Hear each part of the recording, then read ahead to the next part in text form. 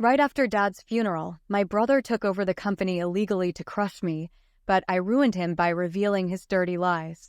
The chapel air still held the weight of my father's memory, cloaked in silence, thick with loss. The scent of lilies, the polished wood of the casket, the hollow whispers of condolences, all blurred behind a haze of disbelief. But while most sat with bowed heads and misted eyes, my brother, Mason, wasn't mourning. He was missing. I noticed the empty pew beside me halfway through the eulogy. I leaned slightly, scanning the rows behind, but Mason was gone. The realization hit like a cold slap. I had no tears left to cry, not because I didn't grieve, but because something colder had taken root inside me, something sharper than sorrow. My instincts screamed louder than grief. By the time we carried our father's casket out beneath the solemn sky, Mason had already struck. I found out later that while the rest of us followed the hearse in silent procession, he had made his way straight to the office, straight into the boardroom, and locked the door behind him. He'd arrived with documents, predated and signed and suspiciously ready. Within hours, he claimed full control of the company. Our father's company. He didn't wait for the will. Didn't consult the legal team. He bypassed it all. I returned to find my access revoked. Passwords changed. My office door sealed shut, my name scraped off the executive directory. When I called HR, they informed me coldly that, according to new internal policy changes, my position had been dissolved. Just like that. Dad wanted me in charge, Mason told the board with rehearsed confidence. He knew Logan wasn't suited for leadership. Too soft. Too sentimental. He spun it like a prepared statement, meant to bury me while my father's grave was still fresh. And to the staff who questioned it, he smiled and assured them it was temporary, just a restructure. I didn't argue. I didn't call the lawyers. I didn't post anything on social media. Because I had something far more valuable, something Mason hadn't accounted for. A week before Dad passed, I received a private message from him. No explanation, just a file. Encrypted with a password only I would understand, my childhood baseball number. When I opened it, the screen blinked once, then bloomed with folders, emails, spreadsheets, documents, and one video file marked Final Insurance. The contents of those files were devastating.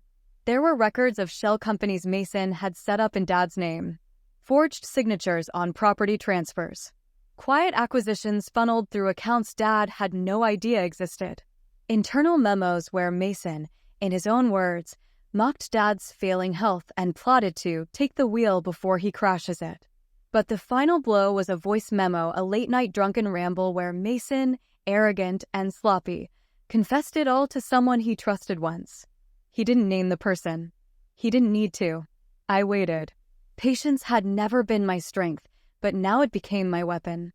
I let Mason parade around the company, hosting executive dinners, smiling in interviews, playing the golden air.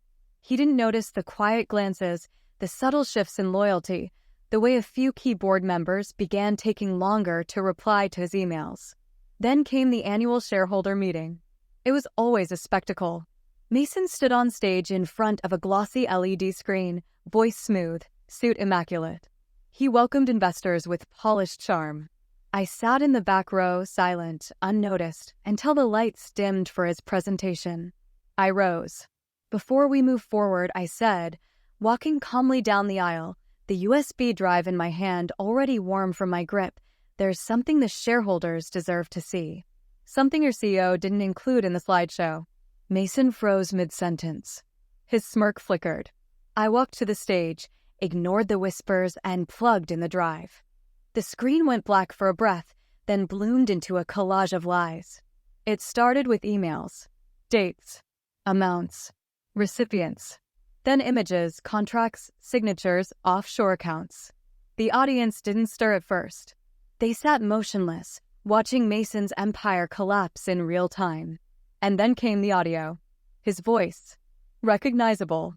Arrogant. Laughing. He'll be gone soon anyway, the recording played. I'll just sign whatever needs signing. Logan? He'll cry and fade. I've already locked him out. The silence that followed was surgical. Security appeared by the side doors. Not for me. For him. He tried to speak, but the board was already standing. The lead investor gave a sharp nod, and the men in suits moved in. Mason shouted something about manipulation, doctored files, revenge. No one listened. He was escorted out under flashing lights and turned heads. By the end of the hour, the board convened a special session. The decision was unanimous. I was reinstated not just as an executive, but as CEO. Mason's position was erased. His access revoked. His name wiped from the company he tried to steal. Because when you take a legacy by force, you better make sure no one kept the truth. My father had. And I never forgot the password. I didn't sit in the CEO's chair with pride. I sat with intent. The applause that followed Mason's removal felt hollow, not because I wasn't grateful, but because it wasn't over. Getting him out was only the surface.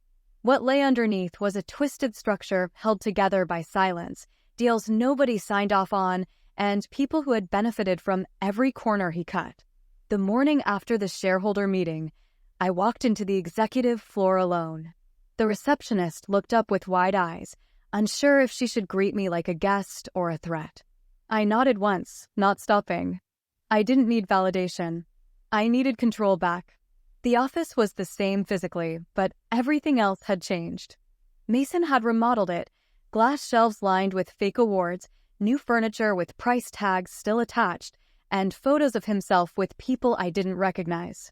His desk drawer was locked, of course, but I didn't need a key. I asked IT to remove the panel from underneath. Inside, I found a second phone, 2 ledgers, and a receipt folder that confirmed what I suspected. He'd been funneling company resources to prop up ventures that didn't exist. It wasn't just ego. It was embezzlement. I spent the next 2 days clearing out everything Mason touched. The assistants he hired were let go. The department heads he promoted overnight were audited. Everyone got a memo from me: cooperate fully or step down immediately. I didn't care about feelings. I cared about the survival of what my father built. But beneath the cleanup was the real issue. Mason hadn't acted alone. I found my answer in the accounting wing. Deep inside the financial records, there was a pattern of irregular wire transfers, small enough to avoid flags, but consistent. They pointed to an internal system he had overridden. The access code traced back to someone still in the building, our longtime CFO, Richard Keller. Richard had been with the company for 18 years. He was the one who used to pull me aside when I was in high school, giving me quiet lessons about balance sheets and forecasting. I trusted him. My father trusted him. But the numbers didn't lie, and the documents I retrieved from the encrypted folder confirmed Richard's signature on multiple fake audits. I didn't call him to my office. I went straight to his. He was sitting behind his desk, tapping a pen against a file like nothing had happened. "Logan," he said, surprised, but not caught off guard. "I was just reviewing projections. Thought I might drop by your office later." "No need. We need to talk now." He set the pen down slowly. "This about the board vote?" "No, this is about your signature on financial reports tied to ghost projects." For a moment, he didn't react. Then he leaned back and gave me the look of a man who knew it was coming eventually. Not guilty, just exhausted from waiting. "You think I did this for Mason," he said. "I know you did." He nodded once, then opened a drawer and pulled out a small envelope. He slid it across the desk to me. Inside was a copy of a contract, dated 2 years back, signed by Mason and Richard. It was a private deal. Mason had offered Richard 5% equity if he helped restructure the company from the inside, under the condition that all oversight remained off the books. He said your dad was dying, that the board didn't trust you, that he was the only one with a plan to save the company from the ground up. I stared at him. "Then why hide it?" He paused. "Because it wasn't about the company anymore. It was about control." After the first few deals, Mason cut off communication. I just kept doing what I was told. "I didn't think your father would ever find out." He did. Richard sat quietly, almost relieved. "So what happens now?" "You resign," I said. "Immediately. And you make a statement to the board acknowledging your role in it. And if I don't, I'll forward the files to the federal auditors. You'll lose more than your job." He didn't argue. He didn't try to plead. He just reached into his desk, pulled out his resignation letter, already typed and dated, and handed it over. One more piece off the board. But with Richard gone, I uncovered another problem. A deeper one. Mason's plan hadn't just been to take over. It had been to gut the company and rebuild it under a different name. He'd already started moving patents into a holding company offshore. The intellectual property that made our brand valuable, prototypes, blueprints, future designs, was already being sold. And I found out too late. The contracts were already signed, legally binding, and locked behind international protections. That's when I realized Mason wasn't acting impulsively. He'd been planning this for at least 3 years. He didn't just want to take the company. He wanted to wear it as a disguise while building something entirely different underneath. That was when I got a message. No sender. Just an anonymous drop. The contents were 2 photos. Mason in a private meeting room with someone I recognized, a lawyer who had been disbarred 5 years ago for racketeering. And next to them, a thumb drive on the table. The caption read, "You missed a piece." It took me hours to figure out who sent it. I went through old employee directories and security clearance logs. I eventually found the name Alyssa Tran, one of our junior analysts, fired under Mason's orders for unauthorized access. I found her LinkedIn profile, contacted her through a burner email, and asked to meet. We sat down in a parking garage near downtown. She didn't talk until I showed her the drive I found in Mason's drawer. "That's not the one in the picture," she said. "That's a decoy. He kept the real one with his lawyer. It had the full client list, every investor backing the shell company. He told me if I leaked anything, he'd bury me in legal fees." "Why tell me now?" "Because he burned me too," she said. "He promised me a position in the new venture. Said I'd be head of financial analytics. Then I found out he'd already hired someone else. And then the threats started. 'What do you want?' 'Justice,' she said, coldly. 'But if that's too noble for you, I want my job back. And full immunity.' I nodded. 'If what you give me is solid, you'll have both.' She handed me a small card with an address and code. A locker in a storage facility outside the city. I picked it up that night. Inside was the real drive, encrypted but crackable with the same passphrase Mason had used elsewhere. Once decrypted, it opened a spreadsheet of names, transaction histories, emails between Mason and foreign investors, and most importantly, proof that several of those investors were paying for exclusive access to confidential tech we hadn't even released yet. They weren't just stealing. They were committing espionage. I brought the evidence to the board the next morning. I laid everything out: names, numbers, potential charges, and the timeline of how long it had been going on. The chairman was pale by the end. "What do you suggest?" he asked. "We go after him. Publicly. Legally. No private settlement. Are you prepared for what that might stir up?" "Yes," I said. "I'm not protecting his reputation. Not when he spent 3 years trying to destroy ours." By the end of the meeting, the board gave me full authority to begin legal proceedings. I hired a private firm to track down the investors and file restraining orders. We issued an internal statement and an external release confirming that former executives were under federal review. But Mason wasn't done. 3 days later, a video leaked. A clip, no more than 30 seconds, showing me in the boardroom, angry, frustrated, raising my voice at Richard. Taken out of context, it looked like intimidation. News outlets picked it up. Headlines ran, "New CEO already in hot water." I knew it was Mason, trying to flip the narrative, trying to make me look unstable. But I wasn't the same man he tried to shut out of the building. I called a press conference the next morning. I stood in front of cameras, holding the same folder I'd carried into the shareholder meeting. No slides, no screen, just paper. "I will not answer to edited footage meant to distort the truth," I said. "But I will answer for everything I've done since taking this role. I removed those who broke our trust. I confronted those who helped undermine the foundation my father built. And I will continue doing so, regardless of the headlines." Then I opened the folder and read aloud the names of every partner who had quietly withdrawn since the investigation started. I read their departure letters. I read the audit confirmations. I let the world see that while Mason was hiding behind a screen, I was dismantling the fortress he built one brick at a time. By the time the conference ended, the stock stabilized. Emails poured in support from clients, former employees, even competitors. But I knew it wasn't over. I didn't wait for him to come out of hiding. I went after him. Mason had retreated, but not disappeared. I knew how he thought, always ahead of the consequences, always a backup plan in motion. After the press conference, I sent a legal notice to his last known attorney, freezing the remaining assets under his name tied to our parent company. He didn't respond. That told me he wasn't in the country. Through Alyssa's files and a few calls to my private investigation firm, we traced a pattern in his flight history. He'd flown under aliases before, but not recently. The most recent logs were under a shell name connected to one of his ghost startups, registered in the Cayman Islands. That's where we found the first trace of his physical presence, a hotel invoice, time-stamped 2 days after the shareholder meeting. I flew down personally. I didn't tell the board. I didn't bring a legal team. Just me and a hard drive filled with every document that tied Mason to corporate theft, financial fraud, and international wire violations. I didn't want a scene, I wanted closure. The hotel staff didn't recognize the name I gave them, but one of the porters remembered a man matching Mason's description checking in under a different ID. He used cash. No phone record, no credit trail. But he slipped.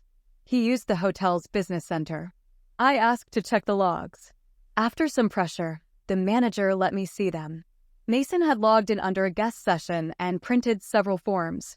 What he printed was gone, but the metadata told me the document title, Transfer of Ownership, Resolute Ventures.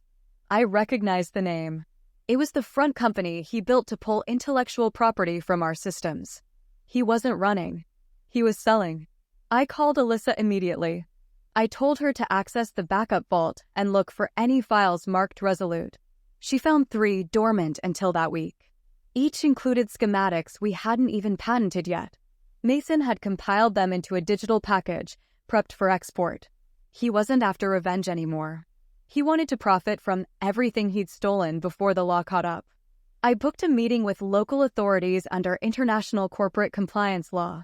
I showed them the drive, the proof of theft, the forensic reports, and the flight trail. They confirmed the paperwork matched the beginning of a hostile intellectual sale. The only thing left was catching him mid-transaction. It took less than a day. Mason had booked a private meeting at a co-working space in the city center. I got there before he arrived. I sat in the cafe across the street with a direct view of the door. At exactly 10:30 in the morning, he stepped out of a black sedan, carrying a thin laptop bag and nothing else. He walked in casually, dressed in local colors, eyes hidden behind sunglasses. He didn't look around. He didn't expect me. I gave the signal. Within moments, local enforcement entered the building. He was arrested before the client even arrived. When they pulled him outside, his eyes scanned the street. Then he saw me. For the first time since the funeral, we stood within 20 feet of each other. He didn't yell. He didn't speak. He just stared silent, cornered, but still holding on to whatever pride he had left. I didn't blink.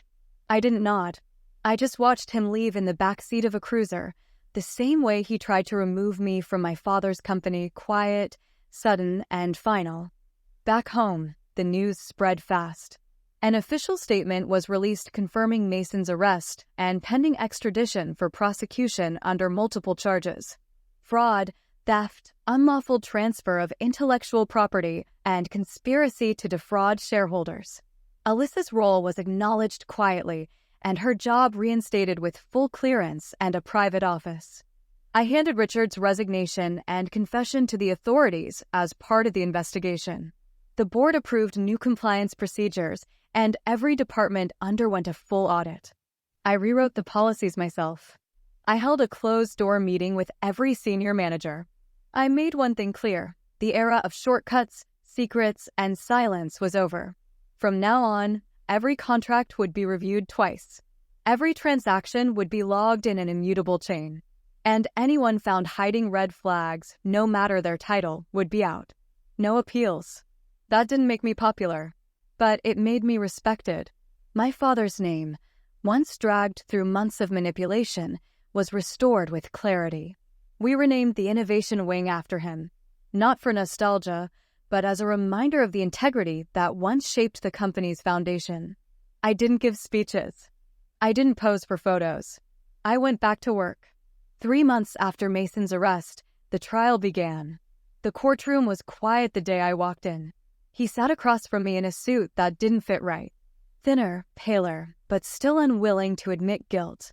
His lawyer tried every angle, questioned the origin of the files, suggested the confession recordings were manipulated, accused me of personal bias.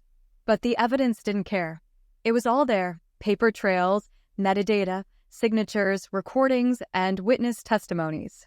Alyssa testified with clarity. So did the forensic accountant who traced the stolen funds. And I brought out the email my father sent me, the encrypted folder that started it all. The prosecution laid it out in full. It wasn't emotion that condemned Mason. It was logic. Facts. After 6 days, the verdict was read. Guilty. Sentenced to 15 years, with no parole for the first 8. He didn't look at me when they took him away. This time, there was no stare, no smirk, no message in his eyes. Just defeat. Outside the courtroom, I didn't celebrate. I shook hands with the legal team, thanked the investigators, and left without comment. This wasn't a victory. It was the end of a disaster I never asked for but had to finish. Back at the company, things started to stabilize. Clients returned. Stocks recovered. The board, now reshuffled with members who had earned their seats, asked me to lead a new expansion plan. I agreed, but with conditions. No outsourcing to unverified firms. No blind signatures. No silent partners. Every name, every dollar, every deal accounted for. I visited my father's grave the following week. I didn't bring flowers. I brought closure. I stood over the stone and said nothing for a while. Then I spoke quietly, not out of tradition, but necessity. You were right about him. I just wish I had seen it sooner. There was no wind, no sign, no response. Just silence. But I didn't need a sign. I already had the answer. He hadn't left me the company. He had left me the truth. And I used it to take everything back. The company was mine now. Legally. Publicly. Undisputed. But more than that, so was the legacy.